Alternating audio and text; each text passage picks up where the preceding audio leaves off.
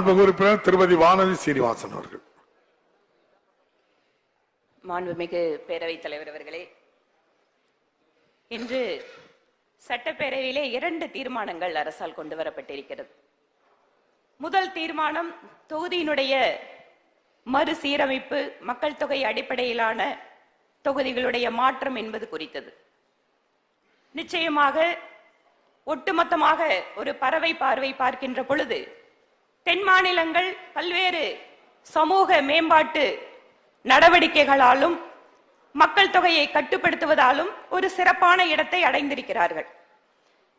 நாளை வருங்காலத்தில் இந்த எண்ணிக்கைகள் குறைகின்ற பொழுது நமக்கான குரல் அங்கு ஒலிப்பதற்கான வாய்ப்பு மறுக்கப்படுமோ என்கின்ற ஒரு அச்சம் நியாயமானது.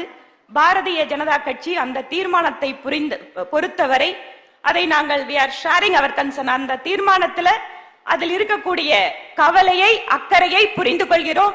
நிச்சயமாக எந்த இடத்தில் அதற்காக என்ன நடவடிக்கை எடுக்க வேண்டுமோ தமிழக பாரதிய ஜனதா கட்சி முழுமையாக அந்த தீர்மானத்தினுடைய கவலையை புரிந்து கொண்டு அதில் நடவடிக்கை எடுக்கும். இரண்டாவது, ஆதரிக்கிறோம். அந்த வார்த்தை வேணும் ஐயாவுக்கு.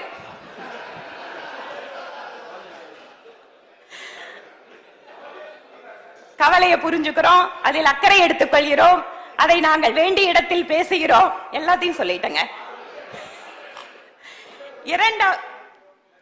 இரண்டாவது தீர்மானத்தை பொறுத்தவரை உலகத்திலேயே மிகப்பெரிய ஜனநாயக நாடு, அதிலும் சட்டப்பேரவையில் அமர்ந்திருக்கக்கூடிய நாம் அத்தனை பேரும் பெருமை கொள்ளக்கூடிய விஷயம், நாம் மக்களுடைய பிரதிநிதிகள். ஒவ்வொரு வாக்குச்சீட்டிற்கும் என்ன மதிப்பு என்பதை சாதாரண மனிதர்களை விட நாம் அதிகமாகவே புரிந்து கொண்டிருக்கிறோம். நம்முடைய ஆரம்ப கட்டத்தில் 1952 நடந்த பல்வேறு பொது தேர்தல்கள், சட்டசபை தேர்தல்கள், இதிலெல்லாம் பாத்தீங்கன்னா அன்று நடைபெற்ற தேர்தல் முறை என்பது சிறிது சிறிதாக சீர்திருத்தம், காலத்திற்கேற்ப மாற்றம், இவையெல்லாம் நாம் கடந்து வந்திருக்கிறோம். மக்கள் தொகை, கால மாற்றம், தொழில்நுட்ப வசதி இவற்றிற்கேற்ப தேர்தல் நடைமுறைகள், தேர்தல் செலவினங்கள் இவற்றையெல்லாம் நாம் மாற்றிக்கொண்டே இருக்கின்ற பொழுது இந்த ஒரே நாடு ஒரே தேர்தல் என்கின்ற அவசியம் ஏன் வருகிறது? அதுவும் உடனே அடுத்த தேர்தல்ல இல்ல அடுத்த பாராளுமன்ற கூட்டத்தில் நிறைவேற்றப்படக்கூடியது அப்படிங்கிறதுக்காக அல்ல. இங்கு பல்வேறு சட்டப்பேரவை உறுப்பினர்கள் தங்களுடைய கருத்தை தெரிவித்தார்கள்.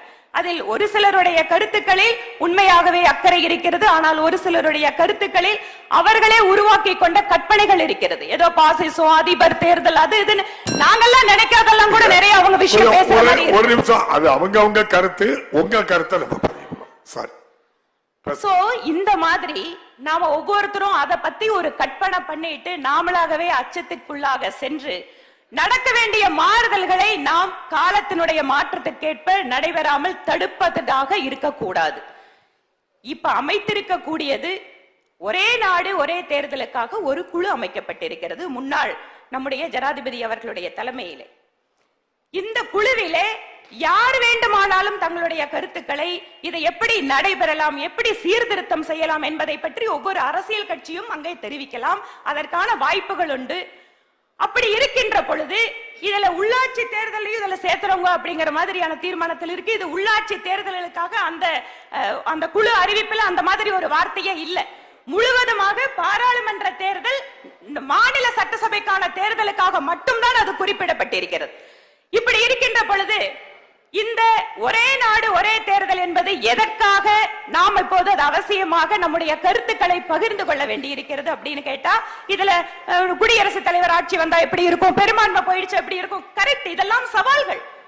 இந்த கேள்விகள் எல்லாம் வரக்கூடிய காலத்திலேயும் வரும். ஆனா இன்று நாம் பார்க்க வேண்டியது என்ன? இப்ப கூட இந்த பட்ஜெட் கூட்டத்தொடர நாம பாராளுமன்ற தேர்தல் வரதுனால நடத்த முடியல. இன்னொரு பாருங்க, இன்னும் மார்ச்ல இருந்து பாத்துட்டீங்கன்னா 3 மாச காலம் பாலிசி பேரலைஸ். அரசாங்கத்தால முடிவெடுக்க முடியாது, மக்களுக்கான நலத்திட்ட பணிகளை மேம்படுத்த முடியாது. அப்போ ஒவ்வொரு வருஷமும் இத்தனை மாநில தேர்தல் நடக்கின்ற இவ்வளவு பெரிய நாட்டுல இதை நாம ஒரு சீர்திருத்தமாக பார்க்க வேண்டுமே தவிர இது யாரோ ஒரு கருத்தியலுக்காக யாரோ ஒருவர் ஆட்சிக்கு வருவதற்காக அப்படிங்கிற அன்பவுண்டட் ஒரு பயம், தேவையில்லாத ஒரு பயத்தின் அடிப்படையில் இந்த தீர்மானம் வருவதாக நாங்கள் நினைக்கிறோம். இரண்டாவது, இந்த தீர்மானத்தின் வாயிலாக என்ன சொல்ல வேண்டும் என்று நினைக்கிறோமோ அதை சொல்வதற்கான வாய்ப்பை ஏற்கனவே மத்திய அரசு உருவாக்கி கொடுத்திருக்கிறது. இதற்கும் மேலாக எங்களுடைய சட்டமன்ற குழு தலைவர் திரு நயினா நாகேந்திரன் அவர்கள் எனக்கு ஒரு குறிப்பினை கொடுத்திருக்கிறார்.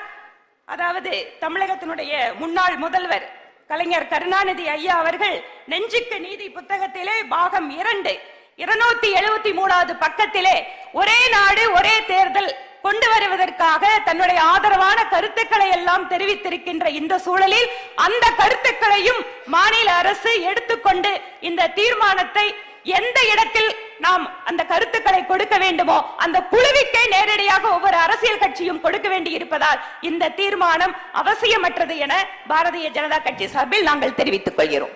மாண்புமிகு உறுப்பினர் பேசும்போது பயத்தில் கொண்டு வந்திருக்காங்க அப்படிங்கிற வார்த்தையை நீக்கிறேன்.